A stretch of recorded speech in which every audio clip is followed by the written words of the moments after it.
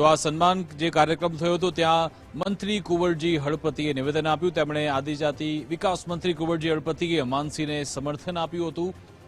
કુંવરજી સુમુલ ડેરીના ચેરમેન માનસી પટેલના ખુલ્લા સમર્થનમાં આવ્યા હતા। આવનાર દિવસોમાં સુમુલ ડેરીની ચૂંટણી યોજાવા જઈ રહી છે ત્યારે તેમણે માનસીજીને સમર્થન જાહેર કર્યું હતું। આગામી ચૂંટણીમાં માનસી પટેલ સાથે રહેવા માટે પણ સભાસદોને અપીલ કરી હતી।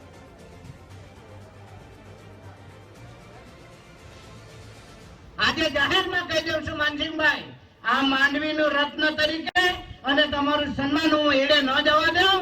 તમારી ઘોડે માંડવીની સીટ હું મૂકીશ અને મૂકીશ, એમાં કોઈ શંકા નથી, કેમ કે હું જાતે ઉતરું છું મેદાનમાં। અને સંદીપભાઈ હમણાં કહેતા ને માનસિંહભાઈ તો ઓલરાઉન્ડર છે। ઓલરાઉન્ડર હોય ને, સામે વાળો ગમે તેવો બોલર હોય ને, ભૂખલી ફેંકે તો એ 6 મારે, માનો આપણી પાસે આ ઓપોનન્ટ બેટ્સમેન છે, તમે વિચાર કરો। અને આવો વ્યક્તિ આપણી વચ્ચે હોય અને માંડવી તાલુકાની જે ડેરીઓની વાત કરીએ છીએ, ડેરીઓ આજે જે પણ ડેરી છે માંડવી તાલુકાની આજે કઈ એ માત્ર ને માત્ર માનસિંહભાઈ પટેલને કારણે આભારી છે। કારણ કે આપણે 5 વર્ષનો વહીવટ જોયો હતો।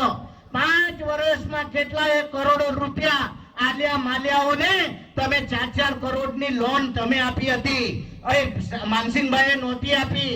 આ દૂધ ડેરીને તમે ફાળજામાં લઈ જવા માટે અનેક પ્રયત્નો કરેલા। આ તો માનસિંહભાઈની દીર્ઘદ્રષ્ટિથી આજે ફરી પાછી સુમુલ ડેરી બેઠી થઈ છે, એમાં કોઈ શંકાનું સ્થાન નથી।